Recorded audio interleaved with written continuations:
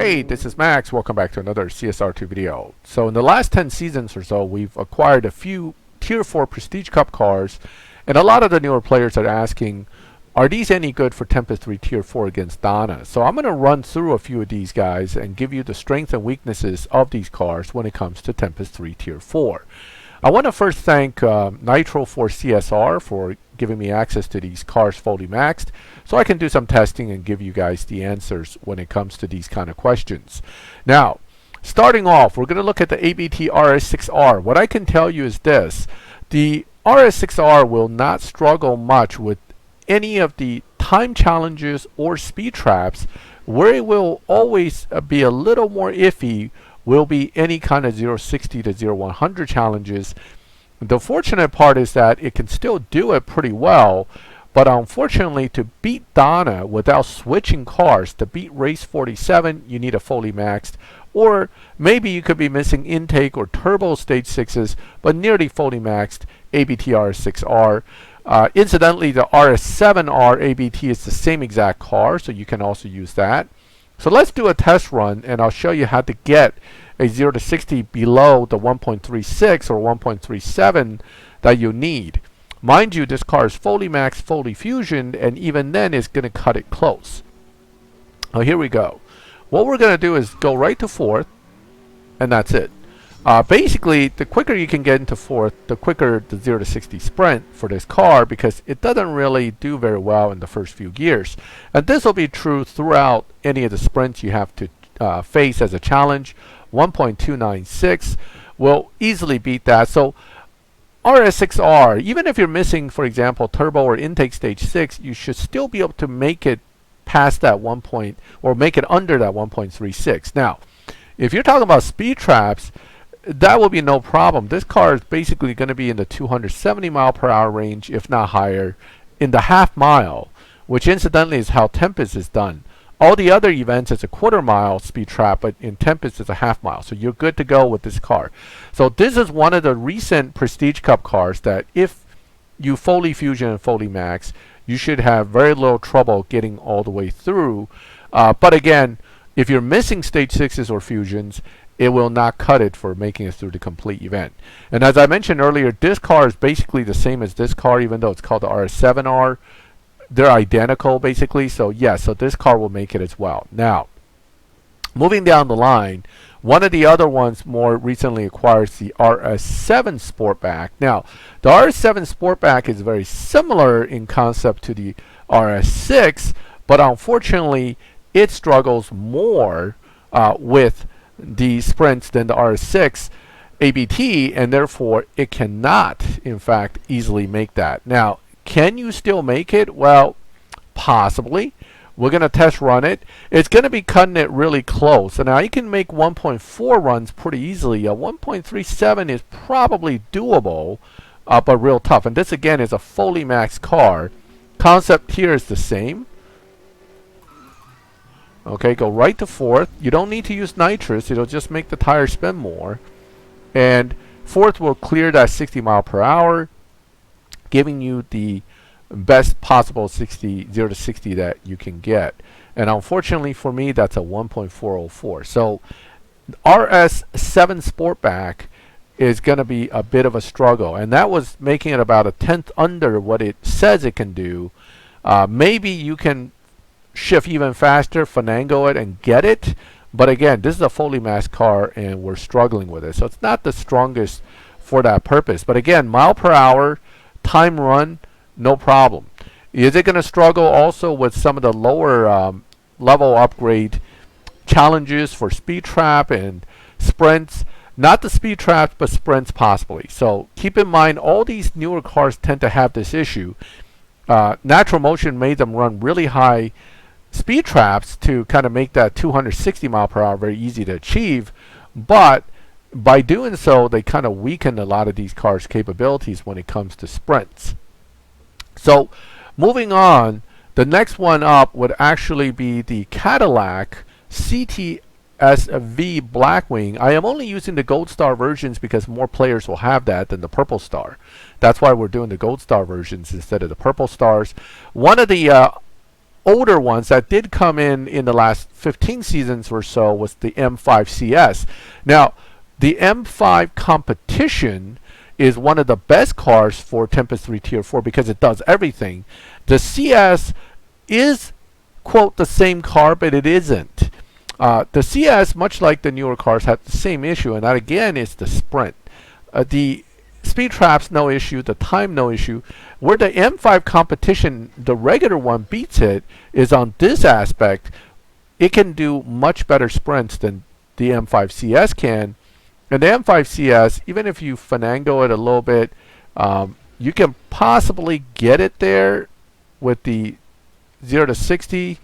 You know, right here it's cutting it pretty close already. And then if you can get it right on the mark, this car should be able to do it. But it's not like the M5 Competition, which makes short work of everything without even really having full stage 6. So look up my video for the M5 Competition if you want to know what I'm talking about with that.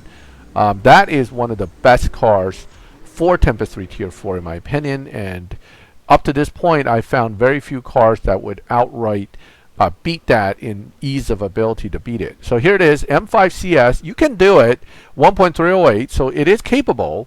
But again, I'm using a fully maxed car with a very specific setup, 3.68. You can probably do 3.69, 3.67, whatever. But instant second and nitrous can get you there. So M5 CS, fully maxed. Again, a car that can beat the entire Tempest 3 Tier 4 without switching. And this is also one of the Prestige Cup cars that came in the last 15 seasons or so. So more recently. Now, moving on from there, the CTSV, the regular CTSV, is capable of beating everything throughout the challenges for Tempest 3 Tier 4. But what about the Blackwing, which is the more recent one? Well, unfortunately for us, same issue here. Mile per hour is very high. Time is very good. 0 to 60 is not so good. And again, even if I put it to 5.0, the 0 to 60 just isn't there. And we're again working with fully maxed cars, so this is some of the best situation you can have. And as you can see, if I lower the grip here, it doesn't help the 0 to 60. If anything, it hurts it. If you raise the grip, you're not going to get much better either. So this car is kind of stuck when it comes to how much it can do for 0 to 60. You can play with the shifting, but there's a much higher chance overall that you're going to have to use two cars to make it through if you lock in the CT5V Blackwing versus the CTSV, which actually has a much easier time, and it's a elite tuner car as well, it looks like. So it really can do the job more easily because it's a elite tuner car. It has the capability to be tuned for more aggressive launch 0 to 60. I think at 5.0 it'll do it. There you go. So CTSV can do it much better than the CT5. Unfortunately, the CT5 would struggle a little more than the CTSV would. So there's that. I'm going to put that back and let's go move on. So that kind of covers most of them up to this point. And what are we missing in the last 10 seasons? Well, there was a Porsche that we got as a Prestige Cup car. So we're going to go now move all the way to Porsche. And there are other cars in here that can, again, do the event.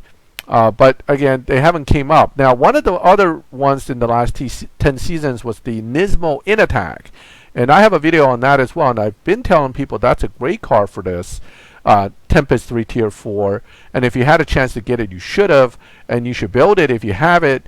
That's a good car for this. Now, the Porsche has the reverse problem versus the other cars we looked at, in that the Porsche's issue isn't getting the 0 to 60, it is getting the mile per hour. The problem with the Porsche is that it can do great 0 to 60s very easily. In fact, I'll show you right now. That is no problem. The problem is no matter how you finagle it, and despite the fact that it's a fully maxed car, pushing anything over 257 mile per hour is next to impossible with this car. So I'm going to go ahead and show you a test run that I did. Well, you need half mile for this because we're doing speed trap. So the Porsche has the exact reverse problem as all the other cars. Now, that also tells you if you have the Porsche and you have the other cars, hey, spend some gold. Swap the two when it comes to this, because this car will destroy that sprint and the other car will destroy everything else. So there you go. You still can do it. You just won't be able to accomplish it by itself. Alright, the Porsche also has a weird launch thing where it spins the tire a lot. That doesn't really affect the speed trap as much as you may think, because in the end, we want to run the nitrous through right near the end and get through the traps at the highest speed possible. The problem here is 260 is going to be a real tough one to accomplish. Now, I didn't spend hours tuning and testing shift patterns to get 260. Is it possible? Maybe, but you're talking about a real struggle here. So again, the Porsche, great for the sprint, kind of lousy for all the speed traps. And that's going to be true throughout the whole event. So even at the lower upgrades, it's just going to suck at the speed traps. And that kind of marks this as not the option to pick, because at the minimum, you want 2 easy things and 1 harder. And if that's going to be 2 hard things and 1 easy, it's not worth it, right? So if at lower upgrades, you can't even hit the speed trap, you're going to be struggling throughout. The ABT should be able to still get the lower sprints done. It's just going to struggle more with the upper speed sprints. So therefore, the M5 Competition CS, the ABT RS6, and even the Cadillac, which ultimately cannot make it all the way, would be a better choice than the Porsche to lock in initially. But with the Cadillac and the Porsche, you're going to have to do 2 cars with the ABT RS7, RS6, and also the M5 CS. You will be able to, in fact, get through without having to switch. The i8, don't even bother with it. That car absolutely stinks. And the RS7 Sportback, unfortunately, would not make it. So that's my video on the recent Tier 4 Prestige Cup cars. Again, this was pursuant to questions I keep seeing on a live stream with Danny Lightning. As I'm attending the live stream, these questions kept coming up. Can the recent Prestige Cup cars make it through Tempest 3 Tier 4? Short answer, most of them no. Unless fully maxed, you can do 1 or 2 cars. And the best one is still, of the recent one within the last 15 seasons, I would say the Nismo In Attack is your best choice. If you have fully maxed versions, again, ABT RS6R, ABT RS7R, which was a milestone, the M5 Competition Sport, if you got that far back and have that built fully maxed, these can do it. But there are much easier cars to use.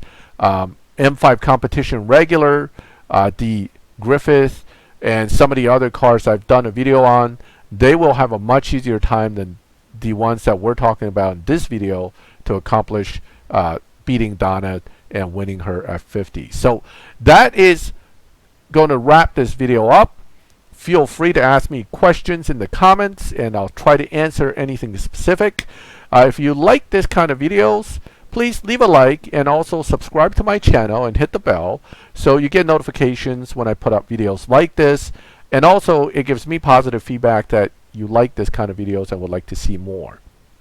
And as always, thank you for watching my videos. I'll catch you next time.